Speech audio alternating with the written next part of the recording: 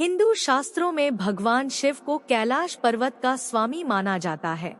मान्यता है कि महादेव अपने पूरे परिवार और अन्य समस्त देवताओं के साथ कैलाश में रहते हैं।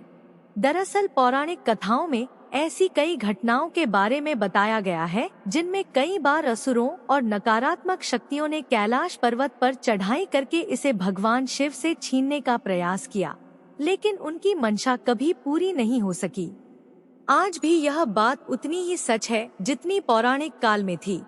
भले ही दुनिया भर के पर्वतारोही माउंट एवरेस्ट को फतह कर चुके हैं, लेकिन कोई आज तक कैलाश पर्वत पर चढ़ाई नहीं कर पाया है। आखिर ऐसा क्यों है? क्या है इसके पीछे का रहस्य? आइए जानते हैं कैलाश पर्वत के रहस्य के बारे में। हिंदू धर्म में कैलाश पर्वत का बहुत महत्व है, क्योंकि यह भगवान शिव का निवास स्थान माना जाता है।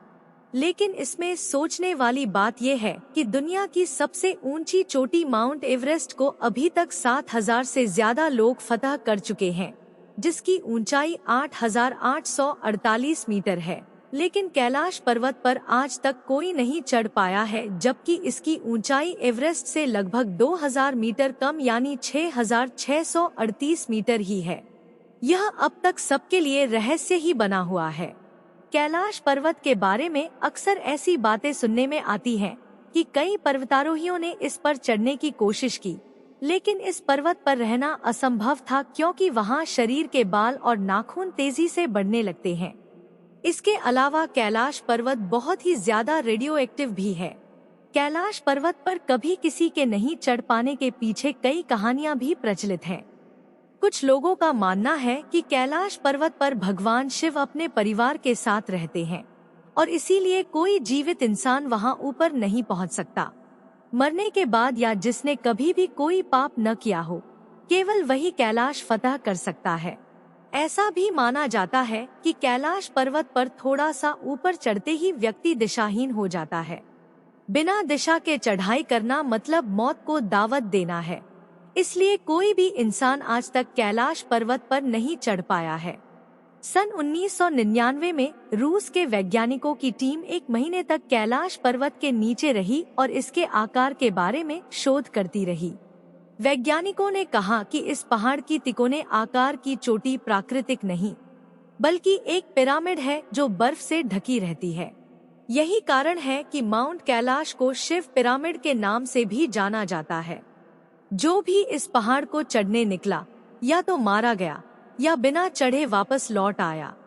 चीन सरकार के कहने पर कुछ पर्वतारोहियों का दल कैलाश पर चढ़ने का प्रयास कर चुका है, लेकिन उन्हें भी सफलता नहीं मिली और पूरी दुनिया के विरोध का सामना अलग से करना पड़ा। हारकर चीनी सरकार को इस पर चढ़ाई करने से रोक लगानी पड़ी। कहते हैं जो भी इस पहाड़ पर चढ़ने की कोशिश करता है वो आगे नहीं चढ़ पाता, उसका हृदय परिवर्तन हो जाता है।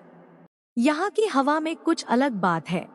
शरीर के बाल और नाखून 2 दिन में ही इतने बढ़ जाते हैं जितने 2 हफ्ते में बढ़ने चाहिए।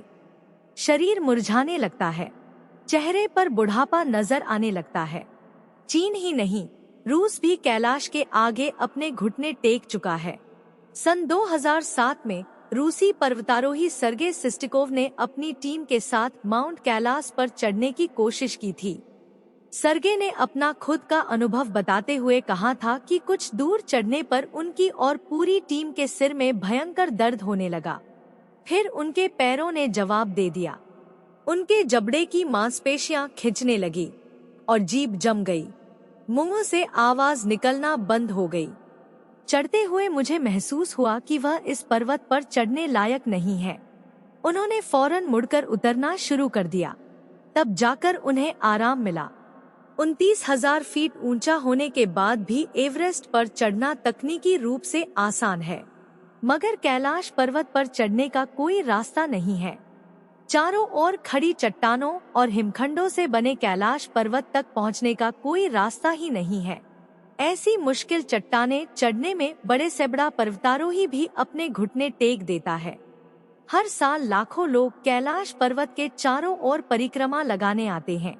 रास्ते में मानसरोवर झील के दर्शन भी करते हैं, लेकिन कैलाश पर्वत पर चढ़ाई न कर पाने की बात आज तक रहस्य बनी हुई है।